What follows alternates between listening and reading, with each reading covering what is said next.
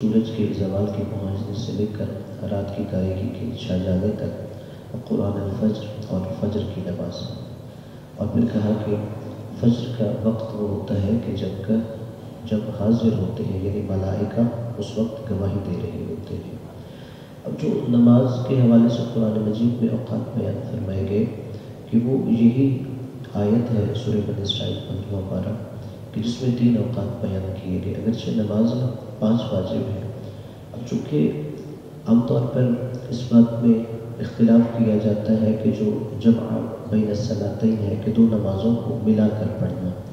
اس میں فقہ جعفریہ کے مطابق تو مطلقاً اجازت ہے کہ انسان کو چاہے تو دونوں ملا کر بھی پڑھ سکتا ہے، چاہے تو دونوں الگ الگ بھی پڑھ سکتے ہیں، لیکن اہل سنت کی رائے یہ ہے کہ دونوں نمازوں کو الگ الگ پڑھنا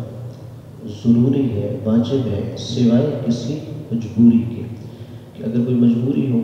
تو پھر انسان دونوں نمازیں ملا کے پڑھ سکتا ہے، مطلب دونوں نمازوں کو ملا کے پڑھنے کی اجازت نہیں ہے۔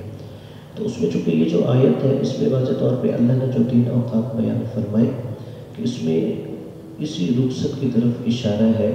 کہ جو نماز اگر 5 ہی وقتوں میں پڑھنی واجب ہوتی، فرض ہوتی، تو اللہ تبارک و تعالیٰ نماز میں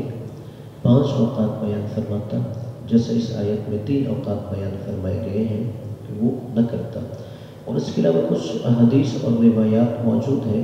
کہ جس سے یہ ثابت ہوتا ہے کہ خود رسول خدا صلی اللہ علیہ وآلہ وسلم نے بھی اس کی اجازت دی۔ صحیح بخاری کی جو باب ہے مواقیت الصلاۃ کہ نماز پڑھنے کے جو اوقات ہیں، تو اس کے اندر ایک حدیث ہے کہ رسول خدا صلی اللہ علیہ وآلہ وسلم نے 7 رکعتیں اور 8 رکعتیں اکٹھی نمازیں پڑھائیں، یعنی 7 رکعتوں سے مراد مغرب اور عشاء ہے، 8 رکعتوں سے مراد ظہر اور عصر ہے، کہ رسول خدا نے 7 اور 8 رکعتیں ملا کر پڑھائیں۔ تو صحابہ نے پوچھا کہ یا رسول اللہ ایسا کیوں کر رہے ہیں؟ تو رسول خدا نے فرمایا تاکہ میری امت کے لیے مشقت نہ ہو۔ اسی طرح سنن نبی داؤد اور صحیح مسلم کے اندر بھی جناب عبداللہ ابن عباس رضی اللہ تعالیٰ عنہ صحابی روایت کرتے ہیں کہ رسول خدا نے مدینہ میں ہمیں ظہر عصر کی اور مغرب عشاء کی اکٹھی نماز پڑھائی۔ آپ جانتے ہیں کہ باقی جو برادران اسلام ہیں وہ حج کے موقع پر اکٹھی پڑھتے ہیں نمازیں، لیکن یہ جو روایت ہے یہ مکہ کی نہیں ہے، مدینہ کی ہے۔ شاید کوئی یہ کہے کہ نہیں رسول خدا نے مجبوری میں حج کے موقع پر یہ پڑھاتی ہوگی، نہیں، جناب ابن عباس کہتے ہیں کہ مدینہ میں رسول خدا نے ظہر عصر اکٹھی پڑھائی اور مغرب عشاء بھی اکٹھی پڑھائی، حالانکہ نہ کوئی خوف تھا اور نہ ہی کوئی بارش ہو رہی تھی، یعنی کوئی یہ کہ رسول خدا کے خوف لاحق تھا اس لیے اکٹھی پڑھا دی،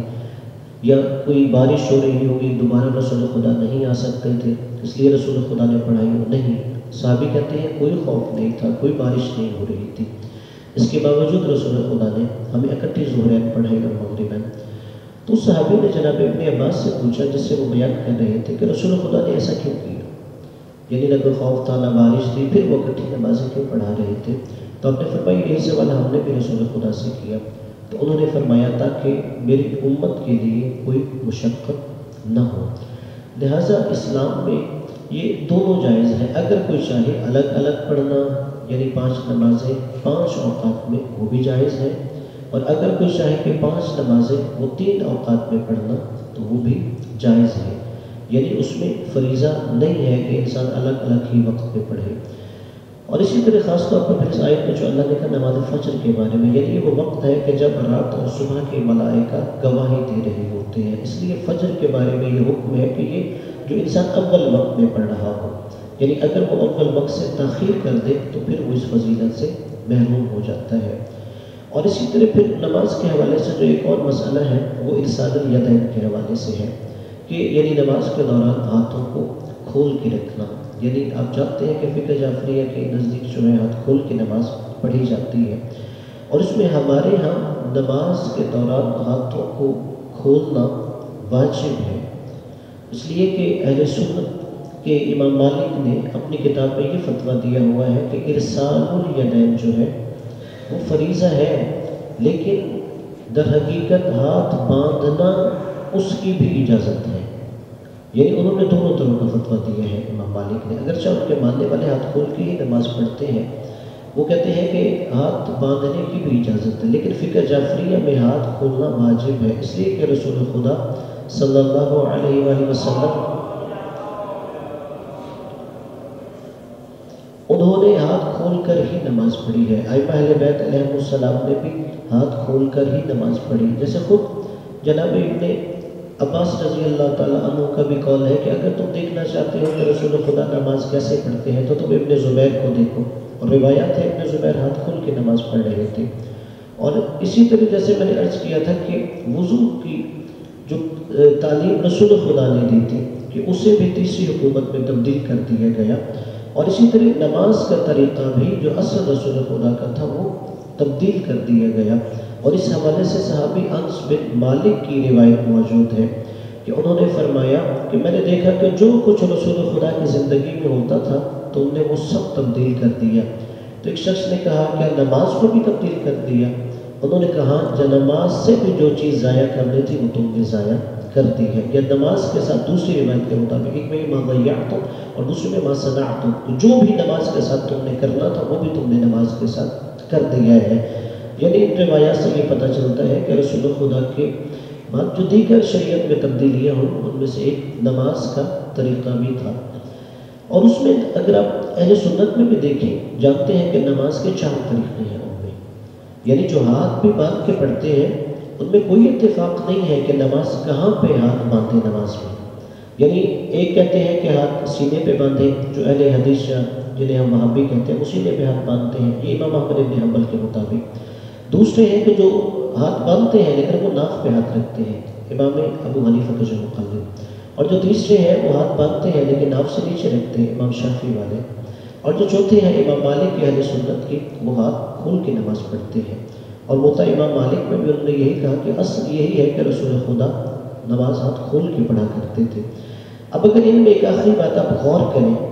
کہ یعنی اہل سنت کے 4 امام ہیں، امام مالک اور باقی 3 ہو گئے شافعی، احمد بن حنبل اور امام ابو حنیفہ۔ ان میں جو 4 ان کے امام ہیں ان 4 اماموں میں سے ایک صرف امام مالک جو ہے وہ مدینے کے رہنے والے تھے، باقی ان میں کوئی مدینے کا رہنے والا نہیں۔ امام ابو حنیفہ کوفہ کے تھے، امام شافعی یمن کے تھے، احمد بن حنبل بغداد کے تھے، اور صرف ایک امام مالک جو ہے وہ مدینے کے رہنے والے ہیں۔ رسول نے نمازیں مدینے میں پڑھی، صحابہ نے مدینے میں پڑھی، تابعین تبع تابعین اہل بیت نے نمازیں مدینے میں پڑھی، یعنی جو ان کے بھی مدینے کے امام ہیں انہوں نے یہی دیکھا کہ رسول کا طریقہ ہاتھ کھول کے ہی نماز پڑھنے کا تھا، اور وہ جو باقی مدینے کے نہیں تھے یہ ان کے فتاوی ہے، باندھنے ہیں تو کہاں پہ باندھنے ہیں، اور لہٰذا ہمارا اس حوالے سے بالکل واضح موقف ہے۔ تو ہاتھ باندھ کے کب سے شروع ہوا ہے، اس حوالے سے 2 اقوال ہیں۔ ایک یہ ہے جو مشہور ہے کہ خلیفہ ثانی کے دور میں یہ کام شروع ہوا تھا، جیسے کتاب الاوائل میں حلال عسکری نے لکھا ہے کہ جب ایران فتح ہو گیا اور وہاں کے قیدی آئے تو انہوں نے ہاتھ باندھے ہوئے تھے، لوگوں نے کہا یہ کیا طریقہ ہے کہ تم یہاں پہ دربار میں ہاتھ باندھ کے کھڑے ہو؟ انہوں نے کہا نہیں، ہمارے یہاں یہی ہے کہ جب ہم کسی بادشاہ کے دربار میں جاتے ہیں تو احترام کے طور پہ ہاتھ باندھ کے کھڑے ہوتے ہیں۔ تو خلیفہ کو یہ طریقہ اچھا لگا، تو خلیفہ نے کہا ہم بھی جب اللہ کی بارگاہ میں جاتے ہیں تو ہمیں ہاتھ باندھ کے ایسے ہی کھڑا ہونا چاہیے۔ اور دوسری روایت یہ ہے کہ نہیں، 200 ہجری تک ہاتھ کھول کے ہی نمازیں پڑھی جا رہی تھیں، لیکن یہ جب 200 ہجری میں امام اوزاعی ایک ہے شام کی، جس میں تاریخ دمشق کے اندر یہ روایت موجود ہے کہ وہاں پہ ایک شخص گیا تو اس نے دیکھا کہ امام اوزاعی شام کے اندر یہ طریقہ تھا، وہ لوگ ہاتھ باندھ کے نماز پڑھتے تھے۔ جب اس نے وہاں پر دیکھا، وہ یہاں مدینے سے گیا کہ وہاں پہ امام اوزاعی جو تھے ان کے 200 ہجری میں وہ انتقال ہوا کہ ہاتھ باندھ کے نماز پڑھ رہے ہیں اور پیچھے بھی سارے ہاتھ باندھ کے پڑھ رہے ہیں۔ تو پھر واپس آیا، اس شخص نے وہاں کے بتایا کہ نماز کا یہ بھی طریقہ ہے کہ ہاتھ باندھ کے بھی پڑھی جا سکتی ہے، تو پھر اس کے بعد یہ کام آگے شروع ہو گیا۔ لیکن ہمارے نزدیک نبی اور اہل بیت سے یہ چیز ثابت ہے کہ ہاتھ کھول کر ہی نماز پڑھنا واجب ہے۔ اگر کوئی جان بوجھ کر ہاتھ باندھ کے نماز پڑھے تو ہمارے نزدیک وہ نماز باطل ہوتی ہے۔ جی یعنی ان کا سوال یہ اچھا ہے کہ عبادت تو اللہ کی ہی کرنی ہے، اب اس میں ہم یہ کہیں کہ ہاتھ کھول کے پڑھنی ہے یا باندھ کے پڑھنی ہے۔ اب دیکھیے عبادت اللہ کی کرنی ہے، اور عبادت کا مطلب یہ ہے کہ اپنی مرضی سے نہیں کرنی، اللہ کی مرضی سے کرنی ہے، چونکہ اطاعت کا مطلب فرما برداری ہے، اور فرما برداری یہی ہوگی کہ جیسے ہمیں حکم دیا گیا ہے ہم اس کے مطابق پڑھیں. اب مثال کے طور پہ فجر کی ہم 2 رکعت نماز پڑھتے ہیں، اللہ کی بارگاہ میں جھک رہے ہیں. اب اگر میں کہوں جو میرے پاس فجر کے وقت وسیع وقت ہے، میں 2 نہیں اللہ کی بارگاہ میں 4 پڑھوں گا.